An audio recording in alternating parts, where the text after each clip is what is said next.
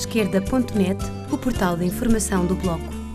Notícias com todas as cores para transformar o mundo.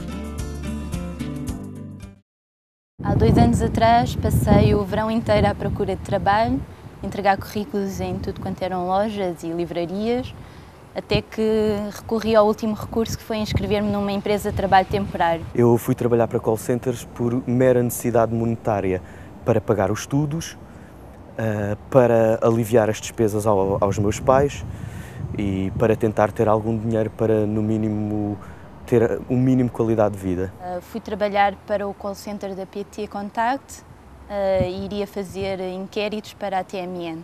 Na altura em que estudava também trabalhei na PT Contact de Santos, em Lisboa, e na PT Contact de Santos foi através da Select. Já trabalhei em 2 call centers e acabei por ir parar a um call center exatamente por ser a última opção. Um pouco antes de acabar o curso na Faculdade de Letras, trabalhei também no call center 3C, onde fazia campanha para a TMN. Eu trabalhei no call center da EDP, para uma empresa contratada pela EDP, que era a CRH. Era um contrato a termo incerto e, portanto, seria válido o meu contrato enquanto essa empresa tivesse contrato com a EDP. Em ambos os call centers eram part-time. Na PT trabalhava era um part-time de 4 horas, com salário base de cerca de 200 e poucos euros. Durante a formação deram-me uma folha para assinar, na qual dizia que eu me responsabilizava,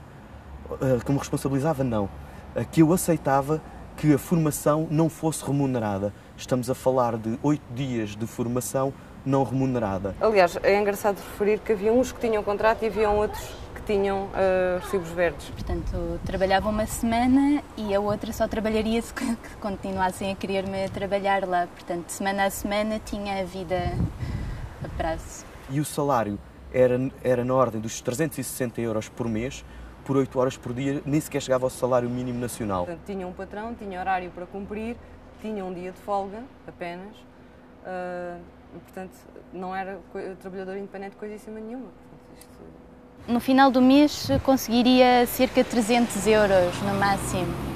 Portanto, se quisesse ter um ordenado mais ou menos, teria que acumular um outro part-time, que é o que até a maioria das pessoas fazem. Depois, o horário era das 14 às 22, com uma hora de jantar das 17 às 18, que não era remunerada. as horas noturnas eram pagas somente a partir de 1 da manhã. Havia horários de 6 horas seguidas, sem o que era ilegal, não é? Portanto, sem a pausa para refeição. Para jantar nós não tínhamos. Se nós quiséssemos ter hora para jantar, essa hora nos ia descontada, portanto, das outras. Se chegasse atrasado era sempre descontado um X consoante o atraso ao teu ordenado.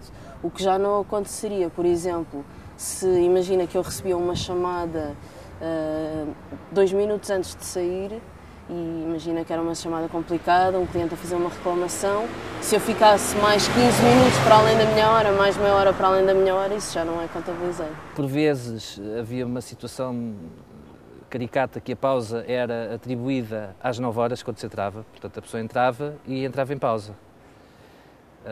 Mas também não podia chegar às 9h15, porque senão chegava atrasado. Não é? E a empresa muitas vezes, em vez de me colocar a trabalhar das 6 da tarde até à meia-noite, que era o meu horário normal de trabalho, colocava-me a trabalhar das 6 da tarde até às 10. Ganhava menos, logicamente, portanto eu nunca sabia ao certo quanto é que eu iria ganhar ao fim do mês. Havia pessoas que ficavam a trabalhar querendo ir à casa de banho e não lhes era concedida a autorização para ir à casa de banho. Portanto, havia situações mesmo humilhantes, não é? Se não tivéssemos uma média de 12 vendas diárias,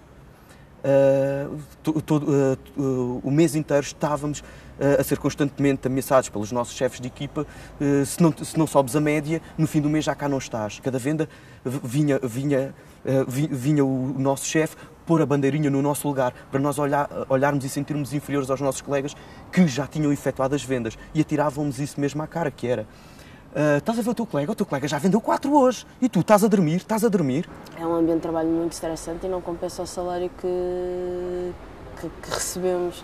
Só mesmo no caso de estar com a corda na garganta para pagar as contas, renda etc., é que voltarei a pôr essa hipótese. Recebi uma carta com aviso de recepção em casa, ninguém falou comigo pessoalmente, a indicar que o meu contrato ia cessar a uma semana de efetuar 6 meses. Quando foi o meu último dia de trabalho, indicado pela entidade patronal, fiquei sem qualquer tipo de direito a subsídio de desemprego. Um mês depois de me terem mandado embora, recebi um telefonema dessa mesma empresa de trabalho temporário para ir trabalhar exatamente para o mesmo sítio, a oferecerem-me exatamente as mesmas condições. A primeira oportunidade que tive, saí e só voltarei mais uma vez em último recurso se não tiver mesmo outra oportunidade de trabalho. Penso que ninguém gostaria de voltar a trabalhar num call center. A questão não é gostar, a questão é necessitar. Eu espero nunca precisar de voltar a trabalhar num call center.